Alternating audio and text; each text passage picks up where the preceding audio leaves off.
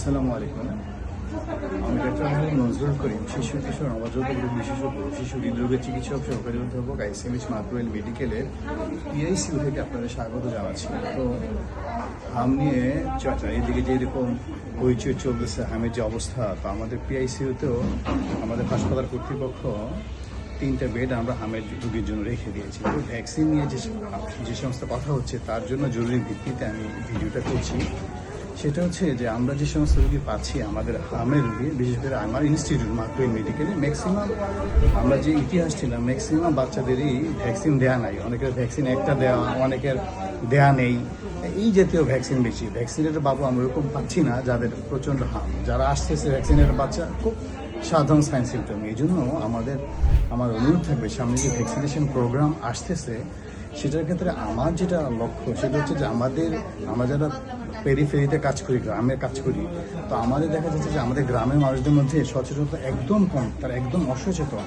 এই জন্য দেখা যাচ্ছে যে তারা ভ্যাকসিন নিয়ে তাদের কোনো ধারণা নেই, এমনকি তারা হাম হয়ে যাওয়ার পরও আমাদের কাছে আসছে না। কেন?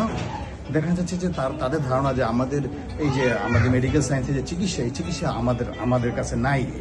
এই জন্য তারা কবিরাজের কাছে, বিভিন্ন হোমিওপ্যাথিক ডাক্তারের কাছে ঝাড়ফুঁক করাচ্ছে। যখন একদম খারাপ হয়ে যায় তখন আমাদের কাছে আসতেছে। তো এই জন্য আমার পরামর্শ থাকবে যে সরকার যে ভ্যাকসিনটা দিচ্ছে সামনে, ওই ভ্যাকসিনের আওতায় 2 কোটির বেশি গভর্নমেন্টের কাছে মজুদ আছে, আমরা জানতে পেরেছি। তো আমার পরামর্শ থাকবে, যাদের অলরেডি 2বার ভ্যাকসিন দেওয়া হয়ে গেছে তারা হুমড়ি খেয়ে না পড়ে, যে সমস্ত মানুষ এখনো ভ্যাকসিন পায় নাই তাদেরকে আগে দিয়ে দেওয়ার প্রাধান্য দেওয়া। দেখা যায় আমার বাসায় যে মানুষটা কাজ করে, কাজের বুয়া, আমার ড্রাইভার, বা আমাদের যারা আশেপাশে পারিপার্শ্বিক আমাদের আত্মীয় স্বজন গ্রামে যারা আছে, তারা অনেকেরই ভ্যাকসিন দেওয়া নেই। তো আমরা যদি আগেই যারা ভ্যাকসিন দিয়ে দিই, তো দেখা যাবে যে ওই সমস্ত মানুষগুলা ভ্যাকসিনের ক্ষেত্রে দেখা যাবে যে ওদের ভ্যাকসিনটা ওরা পাবে না, ঠিক সেই ক্ষেত্রে দেখা যাবে। এই জন্য আমার পরামর্শ থাকবে যে ওদেরকে আমরা তো খবর নেই যে তারা ভ্যাকসিন দিচ্ছে কিনা, তারা দেওয়া আছে কিনা।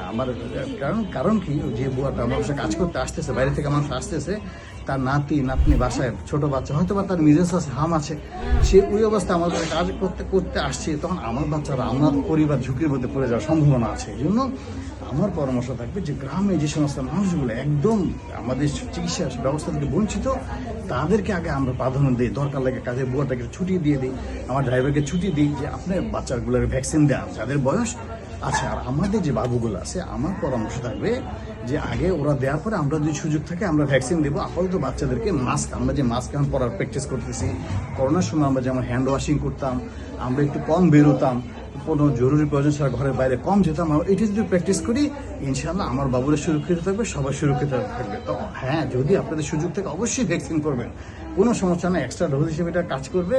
প্লাস যদি কেউ 1 মাসের ভিতরে, সবাই জেনে গেছে অলরেডি, 1 মাসের ভিতরে ভ্যাকসিন দেওয়া থাকে, তারা কোনোভাবেই দরকার নেই। আর যাদের 2 ডোজ দেওয়া আছে তারাও দিতে পারেন, কোনো সমস্যা নেই। তবে আমার পরামর্শ থাকবে যারা দেয়নি একদম, তারা অবশ্যই আগে দেয়। আজকে এই পর্যন্তই, সামনে ইনশাআল্লাহ নতুন কোনো টপিকস দেখা যাবে। আসসালামু আলাইকুম।